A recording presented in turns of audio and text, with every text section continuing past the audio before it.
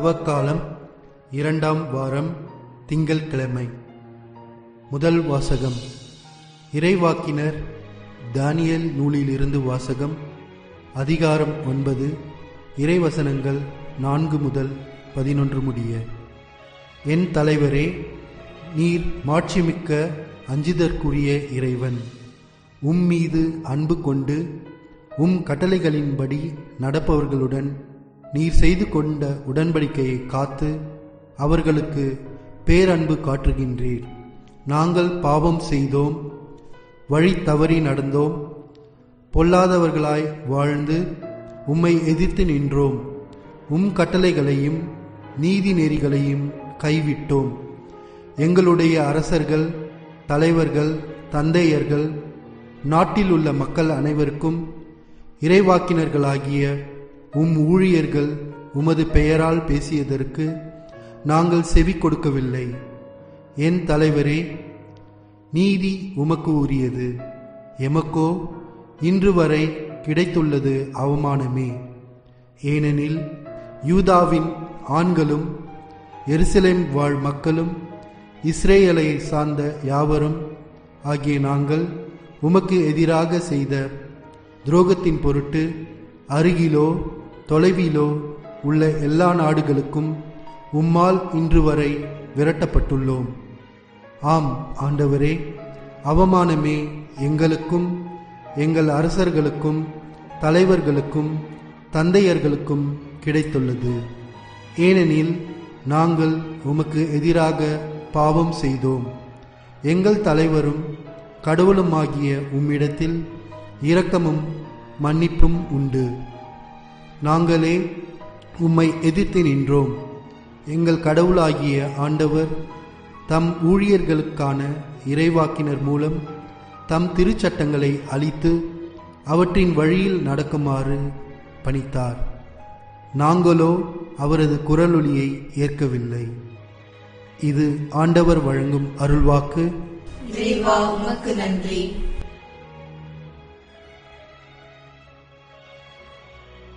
நற்செய்தி வாசகம். லூக்கா எழுதிய நற்செய்தியிலிருந்து வாசகம்.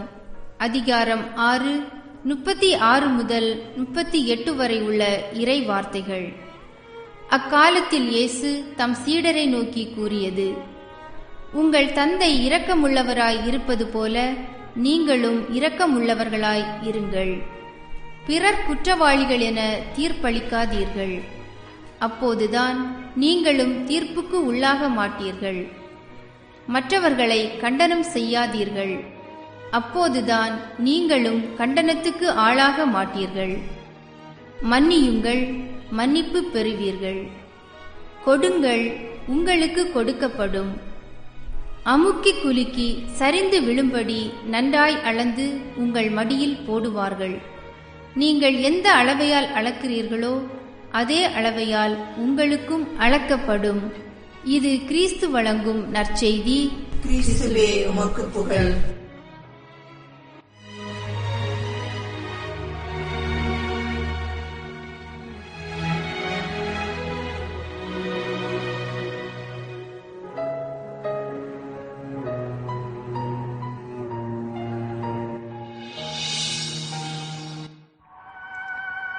அன்புக்குரியவர்களே, மாணிக்கவாசகர் தன் திருவாசகத்தில் இன்பமும் துன்பமும் இல்லானே உள்ளானே, அன்பரு கண்பனே யாவையுமாய் அல்லையுமாம் என்று எழுதுகிறார்.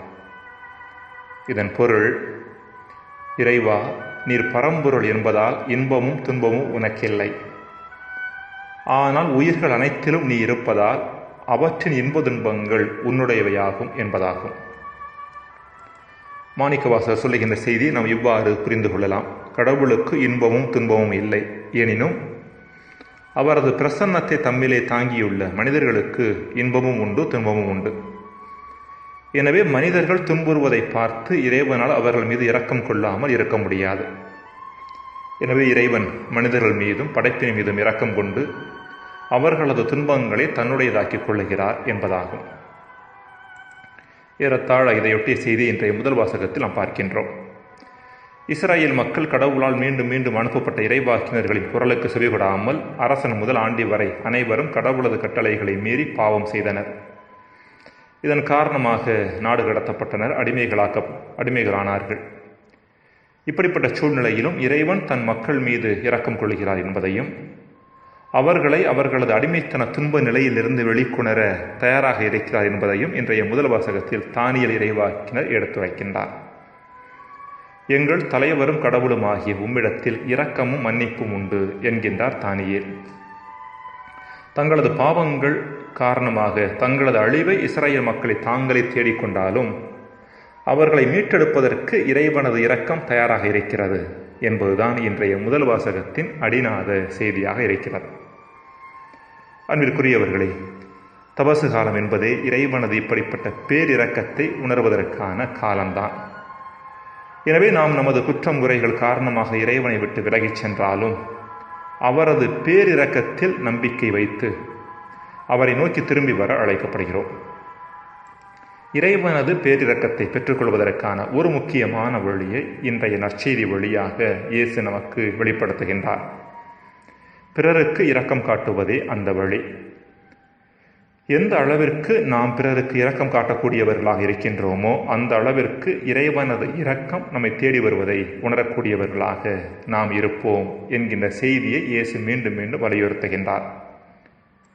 மன்னியுங்கள், மன்னிப்பு பெறுவீர்கள் என்ற இயேசுவின் வார்த்தைகள் பிறருக்கு நாம் இரக்கம் காட்டுகின்ற பொழுது இறைவனது இரக்கம் நம்மை தேடி வரக்கூடியதாக இருக்கின்றது என்னும் உண்மையை பறைசாற்றக்கூடியனவாக இருக்கின்றன.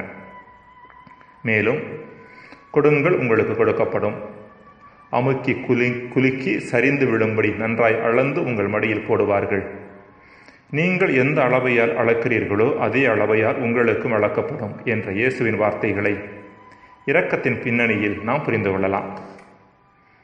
அதாவது அதிகமாக நாம் இரக்கத்தை பிறருக்கு கொடுக்க அதிகமாக இரக்கம் இறைவனிடமிருந்து நம்மை தேடி வரும் என்பதே இங்கு மறைந்திருக்கும் செய்தி. ஒரு ஊரில் முனிவர் ஒருவர் இருந்தார். கடவுளோடு ஆழமான ஒன்றிப்பில் வாழ்ந்த அவர் அவ்வப்போது சில புதுமைகளும் நல்ல காரியங்களும் மக்களுக்கு செய்து அவர்களுக்கு உதவியாக இருந்தார். அதே ஊரில் மந்திரவாதி ஒருவன் இருந்தான். முனிவரின் புதுமைகளாலும் அவரது நற்குணங்களாலும் ஈர்க்கப்பட்ட மக்கள் அதிகமாக அவரையே நாடி செல்ல மந்திரவாதியின் வருமானம் குறைந்தது. கோபம் கொண்ட அந்த மந்திரவாதி ஒரு முரடனை அழைத்து, நீ அந்த முனிவரை கோபப்படுத்துகின்ற வகையில் நடந்து கொள். அவர் கோபம் கொண்டார் என்றால் அது அவரது பலவீனமாக மாறிவிடும். அவர் தனது தவ வலிமையை இழக்க நேரிடும். புதுமைகள் செய்வது நின்று போய்விடும். நீ அவ்வாறு செய்தாய் என்றால் நான் உனக்கு பணம் தருவேன் என்றானாம். முரடனும் அதற்கு ஒத்துக்கொண்டான். ஒரு நாள் முனிவர் ஆற்றில் குளித்துவிட்டு வெளியே வருகின்ற பொழுது முரடன் அவரை கீழே தள்ளிவிட்டான். முனிவரோ கோபப்படாமல் மீண்டும் ஆற்றிற்கு சென்று குளித்து வந்தார். முரடன் மீண்டும் அவரை தள்ளிவிட்டான். இம்முறையும் அவர் கோபப்படாமல் மீண்டும் குளித்து வந்தார். ஓரிரு முறைகள் இவ்வாறு மேலும் நடந்தன. இறுதியில் முரடன் முனிவரின் காலில் விழுந்து மந்திரவாதி தன்னை அனுப்பியது குறித்தும் பணத்திற்காக ஆசைப்பட்டு தான் வந்தது குறித்தும் அவரிடம் எடுத்துரைத்தான்.